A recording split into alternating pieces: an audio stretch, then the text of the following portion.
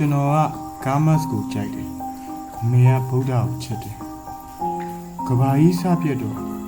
သစ္စာလေးပါးကိုအမေပိုင်ပါစေလို့ဆုတောင်းတယ်အမေကရေခဲရေမကြိုက်ဘူးရင်နွေးကိုလက်ဖက်ချောက်ကောင်းကောင်းနဲ့တောက်တယ်ကဘာကြီးစပြတ်တော့အနေမထိုင်နဲ့လက်ဖက်ချောက်ယူလေးဟာငါသားဖို့ဆေးလိပ်ဖြူတွေမတောက်ပါနဲ့တားဆုပ်လေးတွေကိုအမေချစ်တယ်ကဘာကြီးစပြတ်တော့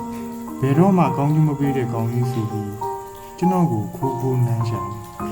သူလိုင်းတော့